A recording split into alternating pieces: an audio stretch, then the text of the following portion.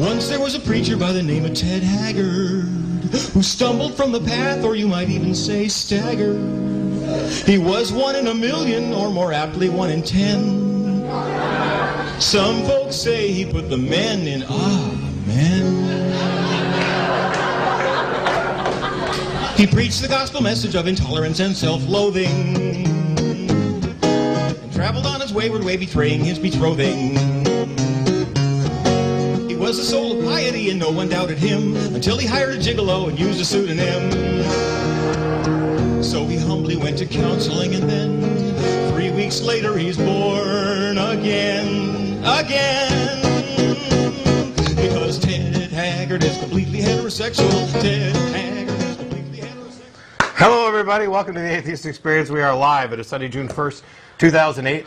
That was Ted Haggard is completely heterosexual. The weird thing about that was that he didn't even say, I was wrong. He said, the devil made me do it. Right, yeah. So he didn't really even take responsibility. Yeah. And, you know, not as if what he was doing was actually wrong. It was just wrong as far as his religion goes. It's not like, oh, my God, he slept with a man. Like, that's so wrong. Well, it's only wrong as far as... Well, what was wrong was the way he went about it. What was wrong was years and years ago when he probably did find out he was gay but couldn't admit it because of his religious indoctrination, you know, being very anti-gay.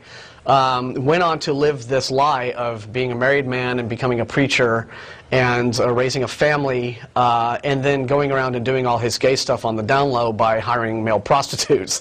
Yeah. Instead of just, you know, going through that, you know, sure, there would have been that struggle when he was a young man, realizing that he was attracted to other men, but the right thing to have done would have been to have been honest with himself and gone on to live his life. It was fascinating that the very same week that the whole Haggard scandal was exploding, and it was all sorts of, you know, wonderful late night joke fodder, and I couldn't. It was the greatest thing ever. I mean, if you were an atheist, right? I mean, here you have Ted Haggard, the leader of this president of this 30 million member evangelical Christian organization, biggest Christian organization in the country, turns out to be this adulterous, drug-abusing, whoremongering sodomite.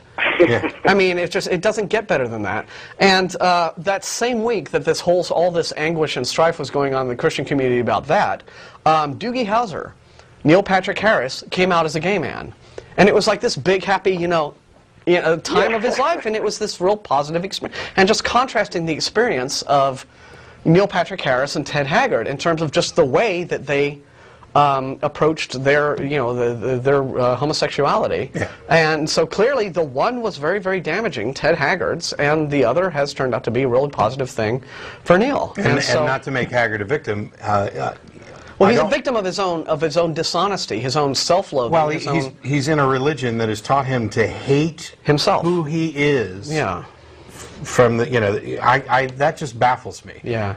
I don't know, and I've met plenty of homosexuals who are part of different Christian churches and whatever. Yeah. Some of them are in churches that are, liberal and accepting of homosexuality. Some of them are in Catholic churches. They have to pretend to be something they're not, or they have to feel guilty about being who they are, or it's not a sin for them to be gay, it's just a sin for them to act gay. Yeah. So as long as they pretend, it's like that, as long I don't mind gay people as long as they pretend they're straight. Yeah.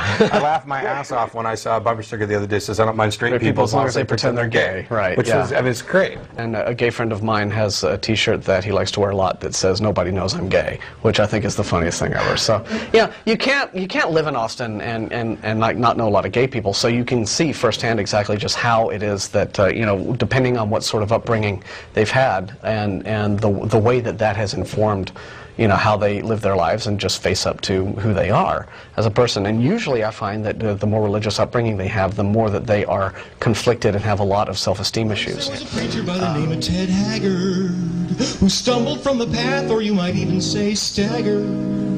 He was 1 in a million, or more aptly 1 in 10. Some folks say he put the men in amen.